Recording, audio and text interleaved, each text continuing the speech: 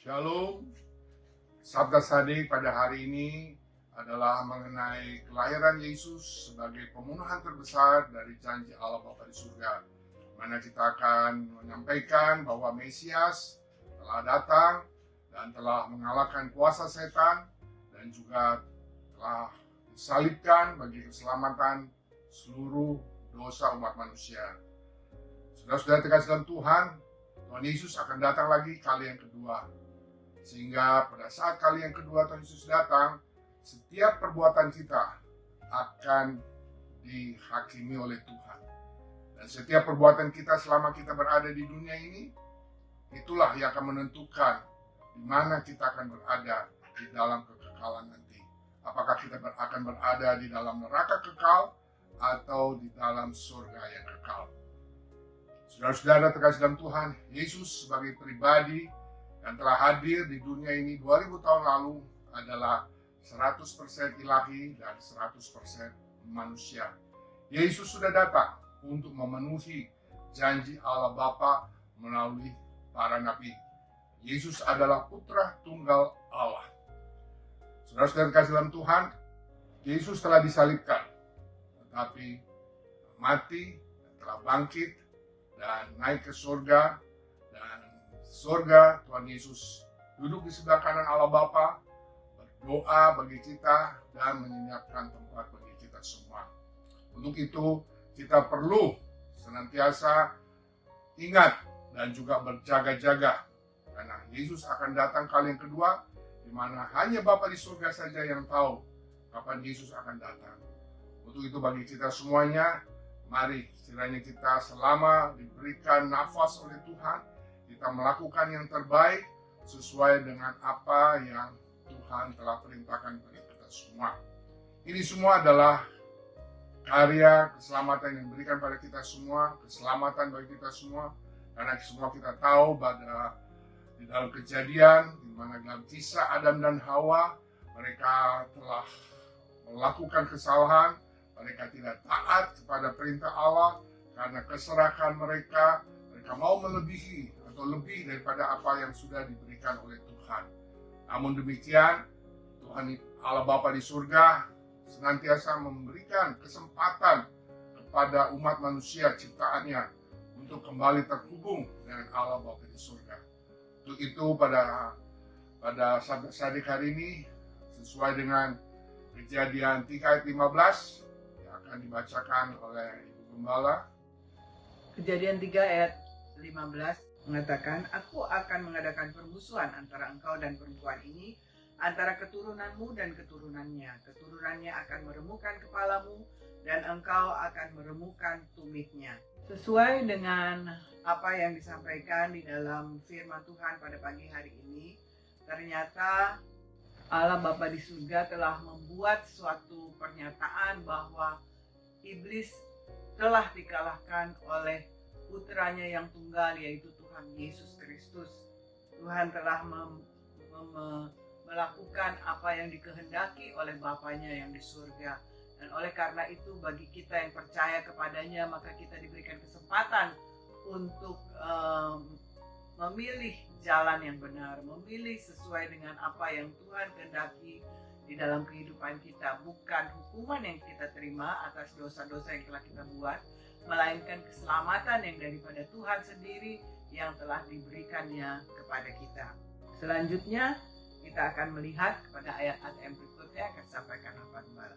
Baik, sebagaimana telah disampaikan tadi di dalam Kejadian 3:15, ini adalah kabar baik sebenarnya, kabar baik yang pertama yang menunjukkan akan pernyataan Allah tentang rencana keselamatannya. Di mana kita sudah merayakan kedatangan Tuhan Yesus dan kita boleh bersyukur untuk itu semua. Namun demikian di dalam kitab Sakaria juga selain sudah dinubuatkan akan kedatangan Tuhan Yesus kali yang pertama, sebagaimana terdapat di dalam Sakaria 9 ayat 10, itu menggambarkan bahwa Sang Mesias itu akan datang sebagai sosok dengan roh yang lemah lembut dan penuh dengan belas kasihan dan akan memberitakan damai. Dan kalau kita perhatikan bahwa ini hanya dapat dipenuhi di dalam diri Kristus anak Allah yang telah menjadi manusia dan lahir di Bethlehem. Saudara-saudara kasih dalam Tuhan, di dalam Sakaria 12 ayat 10, di sini adalah nubuatan. Ya, saya akan bacakan dalam Sakaria 12 ayat 10, aku akan mencurahkan roh pengasihan dan roh permohonan atas keluarga Daud dan atas penduduk Yerusalem, dan mereka akan memandang kepada Dia yang telah mereka tikam, dan akan meratapi Dia seperti orang meratapi anak tunggal, dan akan menangisi Dia dengan pedih seperti orang menangisi anak sulung. Kalau kita memperhatikan ayat ini menunjukkan kepada kita bahwa Tuhan Yesus akan datang kali yang kedua, dan pada keadaan itu di masa yang akan mendatang, Israel, umat pilihan Tuhan, akan menyaksikan Mesias yang telah tertikam oleh mereka itu akan kembali dari surga. Dan ini adalah Mesias yang sama yang mereka tolak 2000 tahun lalu, di mana Mesias telah menanggung setiap luka-luka yang sama yang waktu itu mereka timbulkan. Dan dikatakan juga bahwa mereka akan memandang kepada Yesus yang telah mereka tikam. Mereka akan meratapi Yesus. Dan keadaan ini adalah keadaan di mana merupakan saat hari pendamaian bangsa Israel pada masa ini. Pendamaian bangsa Israel pada masa yang akan datang ini, di mana adalah tertulis bahwa nanti umat Israel akan menerima Yesus sebagai Mesias. Nubuatan di Sakaria 12 sungguh terjadi saat penderitaan Yesus di kayu salib, di mana kaki dan tangan Yesus ditikam. Dan kalau kita melihat, ini dibuktikan juga di dalam Injil Yohanes 20 ayat 25 sampai dengan 27, di mana dikatakan di situ bahwa murid-murid yang lain itu kepadanya mengatakan bahwa kami telah melihat Tuhan. Ini adalah perjumpaan murid-murid Tuhan Yesus, di mana salah satunya Thomas ada di situ, di mana Thomas sendiri tidak melihat Tuhan, dan dia mengatakan bahwa sebelum aku melihat bekas paku pada tangannya, dan sebelum aku mencucukkan jariku ke dalam bekas paku itu dan mencucukkan tanganku ke dalam lambungnya, sekali-sekali aku tidak akan percaya.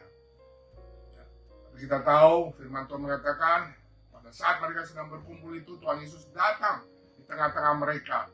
Dan Tuhan Yesus berkata, damai sejahtera bagi kamu. Dan rupanya Tuhan Yesus sudah mendengar apa yang menjadi keraguan daripada Thomas ini. Dan inilah yang dikatakan Tuhan Yesus kepada Thomas. Taruhlah jarimu di sini dan lihatlah tanganku. Ulurkanlah tanganmu dan cucukkan ke dalam lambungku. Dan jangan engkau tidak percaya lagi, melainkan percayalah. Jadi sebagaimana apa yang dikatakan di dalam Sakaria 12, dan itulah yang kita baca dalam Yohanes 20 ini, bahwa Yesus telah tertikam oleh bangsa dan akibat daripada bangsa Israel yang belum menerima Mesias. Tetapi mereka suatu saat nanti mereka akan menerima Yesus sebagai Mesias, sebagai juru selamat mereka.